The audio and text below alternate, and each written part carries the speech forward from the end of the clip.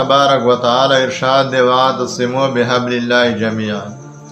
مسلمانانو تاسو ټولو د الله تعالی په کتاب باندې راجمع شئ. د الله تبارک و تعالی وینا ده او د علماء کرام په دې باندې پیږي چې واعتصموا بحبل الله جميعا دې څه مطلب دی؟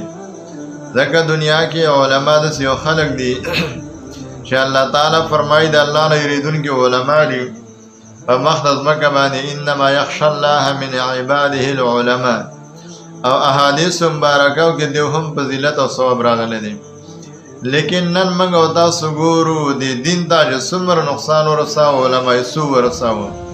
هغه عالمانو چې کوم په جنګ جګړې اختلافي مسایلو پسې او فروعي مسایلو نه رسي مسایل جوړ کړي چې بالکل دا غني فرض دي.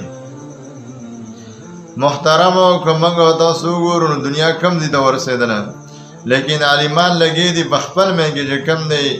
یو وی تعالی د مناظرې چې کم دی چیلنج در کوم، بل وی تعالی در کوم. یو وی ته مسلمان دی، بل وی ته مسلمان دی. یو وی ته چې کم دی قرآن نه مني، بل وی ته قرآن نه مني.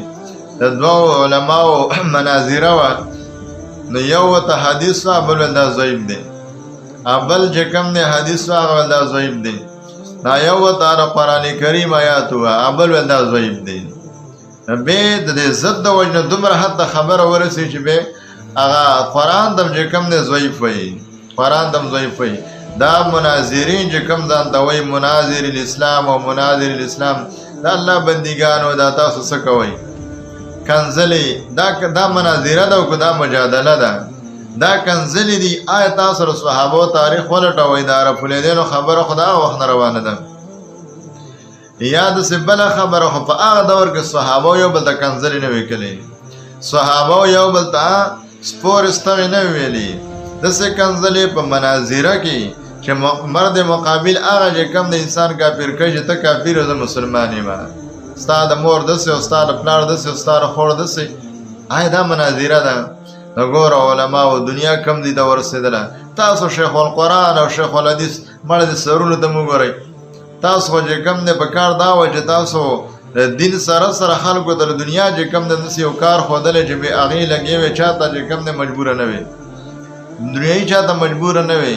نو د دې د وجې نه چې څنګه تاسو د عوامو سره مینه کوئ چې د عوام زموږ نه خفه دي شي او دا دي شي او نه شي، نو دغه شان چې کم دی علما خپل منځ کې د یو بل سره مینه کوونکي جوړ شئ.